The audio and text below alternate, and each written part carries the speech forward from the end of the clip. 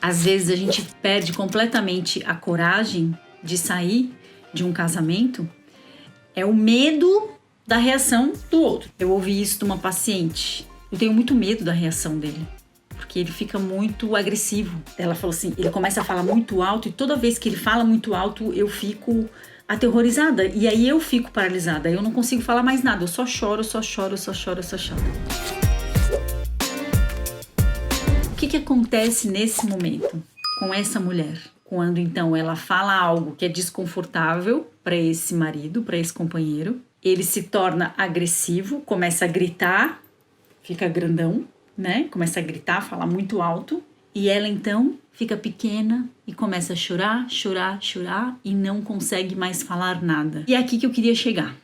Os nossos medos, todos os nossos medos, têm a ver com medos que a gente viveu, vivenciou ou experienciou lá na nossa infância. Nessas dinâmicas que aconteciam no nosso sistema familiar, entre o nosso pai e a nossa mãe, a criança vai internalizando coisas, a criança vai percebendo coisas. Então, vamos supor que essa minha paciente, a relação dos pais ou dos cuidadores dela, que eu acredito que eram os pais nessa situação, esse pai, então, toda vez que a mãe trazia algo que era desconfortável, esse pai gritava muito e falava muito alto e ficava muito agressivo. E ela, enquanto criança, sentia muito medo, ficava paralisada.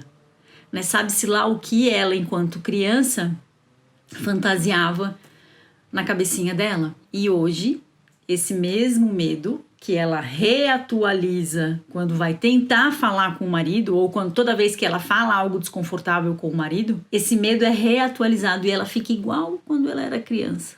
Assustada, paralisada e começa a chorar. Então observa se o medo que você tem hoje, esse medo de ou fazer com que essa pessoa sofra, ou da reação dela, que ela vai gritar, que ela vai te xingar, que ela vai te ameaçar.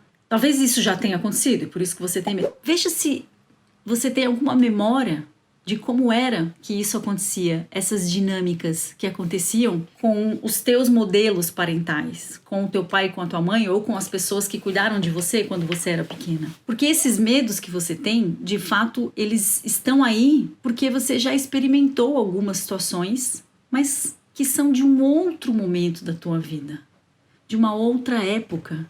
E o que acontece nesse momento que você quer se separar e tem medo, é que esse medo faz com que você fique bem pequena. Igual quando você era lá, quando você sentia medo, porque você via talvez a sua mãe brigando com o seu pai sendo agressivo com ela, ou o seu pai falando coisas desconfortáveis para tua mãe e a tua mãe sofrendo demais. Então agora nesse momento, esses medos todos estão aí sendo reatualizados e você vai para esse lugar da criança que tem muito medo de reviver aquilo de novo, sem se dar conta, né? E diante disso você fica paralisada. Você escolher ou você deixar de fazer algo porque você não dá conta de suportar a reação do outro, ou porque você acredita que o outro não vai dar conta, ou que você tem medo do que ele vai te falar, ou das ameaças, ou da agressividade, enquanto adulta você pode pedir ajuda, você pode consultar um advogado, você pode ligar para a polícia, você pode pedir o apoio da tua família, você pode pedir apoio de uma rede de amigos. Enfim, hoje você é uma adulta e tem recursos. Enquanto criança, não. Enquanto criança, os nossos recursos são o nosso pai e a nossa mãe, que às vezes nos colocam nesse lugar de muita vulnerabilidade, fragilidade, medo.